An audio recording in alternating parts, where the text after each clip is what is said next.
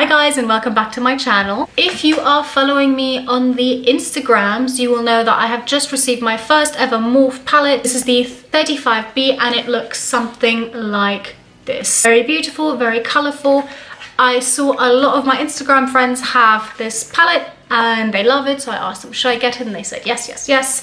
So I purchased this for my kids. So I'm going to do a very quick first impressions review on this and see if it is worth the hype. So as I've said, this is my first Morphe palette ever. Not sure what to expect. I hear so much good. I also hear a lot of bad about it. So I'd really like to just give my own honest opinion on it. This palette cost me, I think, 20 something pounds. I used the Nikki Tutorials discount code, which is 10%, and saved myself some money on this bad boy. So without further ado, let's get to it. I've gone ahead and taken off my eyelashes, which are the 920 from Prima Lash, which are absolutely gorgeous. I'm just going to add some Too Faced Shadow Insurance as my primer to my eyelids.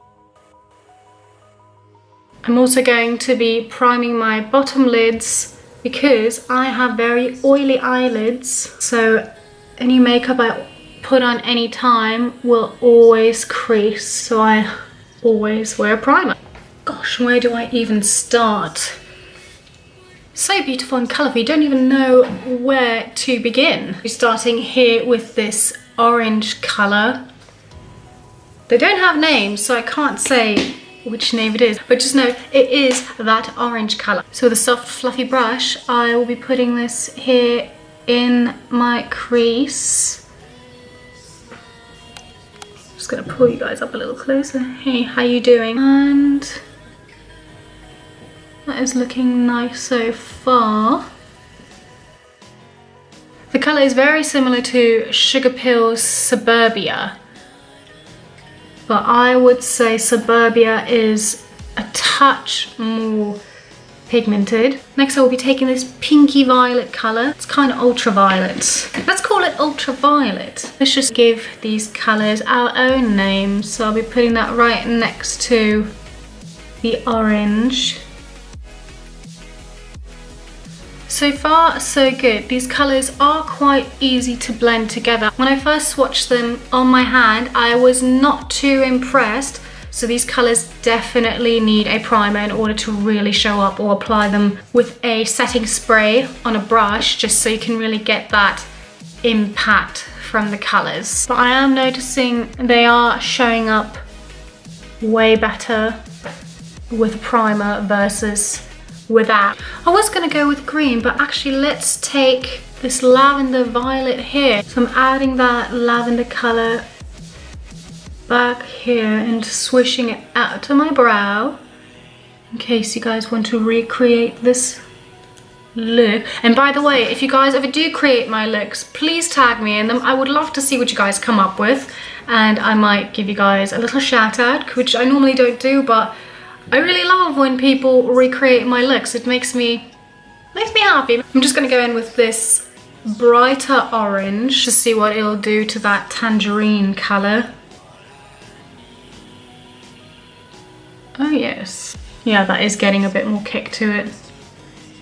I'm definitely liking the pastel colours in this palette. It's reminding me a lot of the Kat Von D Pastel Goth palette, which came out last year, which is actually one of my absolute favourite palettes, which I may have found a dupe right here. There's brights, there's shimmers, there's mattes, there's pastel, there's bright and subtle, so this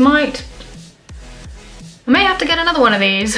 Alright, next I will be taking this yellow colour all the way at the bottom here. Now with the yellow colour I'm a bit more apprehensive about, because there's only so far been one yellow colour that I've found that's been very true to the pan colour, and that's the Sugar Pill Buttercup Cake. Okay.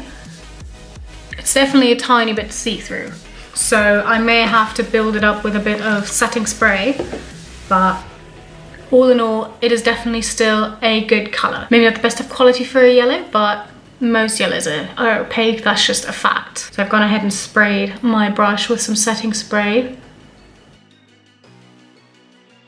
That's definitely worked a bit. If you guys want to create a really bright sunshine yellow look, just so you know, there will be a bit more build up and you might need something like this just to get that pigment really going. Or you might even use a white base. Actually, hang on. I'm just going to use some NYX Cosmetics Jumbo Eye Pencil in Milk on my hand to see what this yellow color would look like with a white base. Oh yeah. Alright then. Artistry tip. If you want this yellow in particular to really show up, do use a white base. Should have maybe done that, but you know what? That's why we're here. We're testing the waters. I'm going to be taking this hot pink here. You know what? This time I'm going to be using it with my finger. I want to see if there's a difference in these colors when using a finger. Oh yeah. Now that's hot pink. Just going to blend that a bit with a brush. Oh, it's getting dark outside again. If this video quality goes to shit, you guys know why. This is definitely looking quite nice. Next I'll be using this red violet here, and I'm going to be adding that right behind that hot pink color and bringing it up into the pastel violet. Looking quite amazing. Up. Here we go, back in focus. This is looking quite lovely.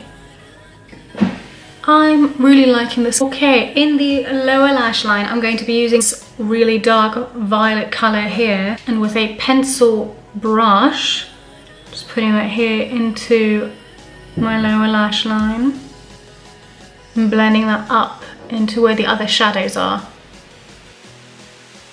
Gosh, my hair's a mess today.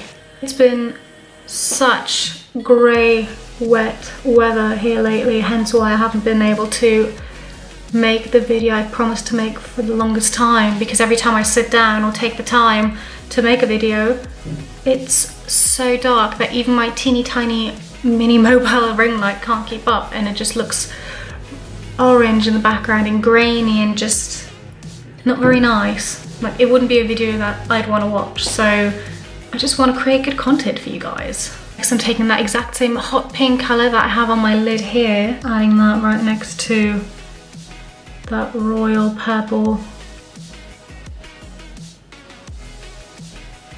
Next I'm going to take that fiery orange I added on top of the tangerine colour. Sorry, I'm too lazy to hold up an enormous palette because I'm lazy.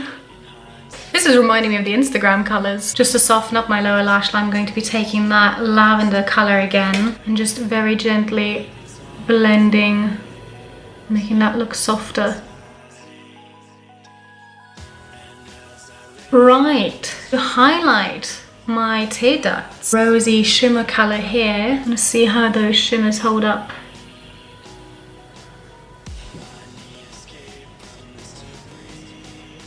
Oh, there we go. It's not as pigmented as I thought it would be, but it still gives off a nice sheen. You definitely do have to layer it on a bit, because just one try, I mean, see how different these two sides look.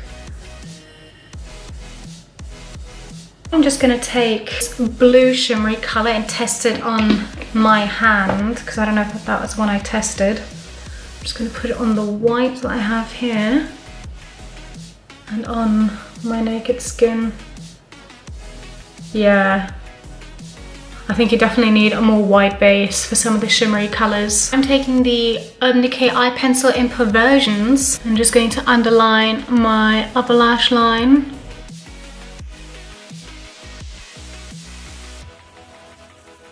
Just add some depth to my lash line. Actually, I'm going to show you guys a little trick. Take a very sharp angle brush like so and your eyeliner and brush it against the pencil area.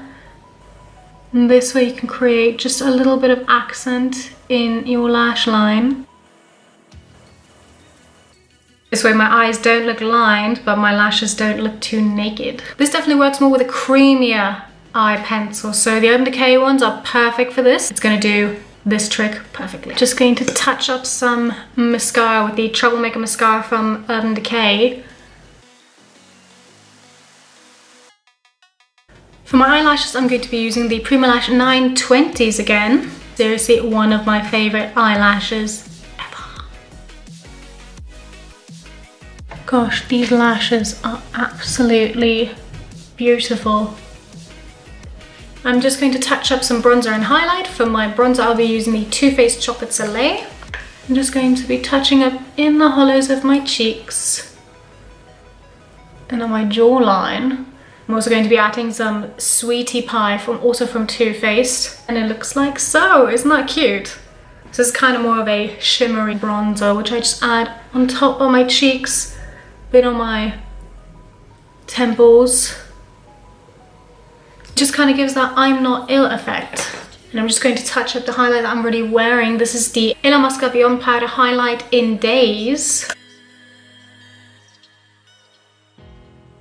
So there you guys have it. All in all, this palette is not bad. If you're in need of a more colourful palette and you want all at once, this palette is great. If you're a traveling makeup artist like myself, then this would just take care of all your colour needs if you ever do colour. Mostly I do colour very rarely, but on the few occasions that I have done very colourful makeup looks on clients, this will just really save my life.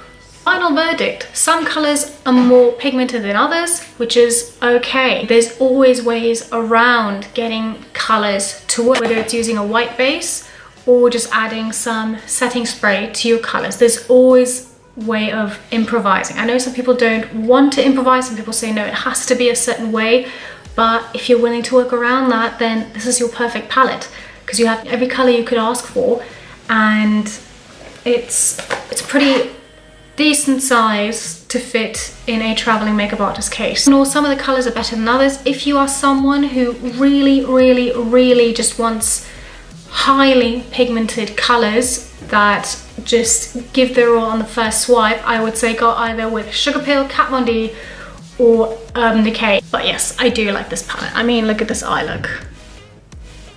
Very lovely. I hope you guys enjoyed this review tutorial. Please leave me a comment down below to let me know if this review was helpful. Thank you guys so much for watching. Please don't forget to like and subscribe and follow me on Instagram.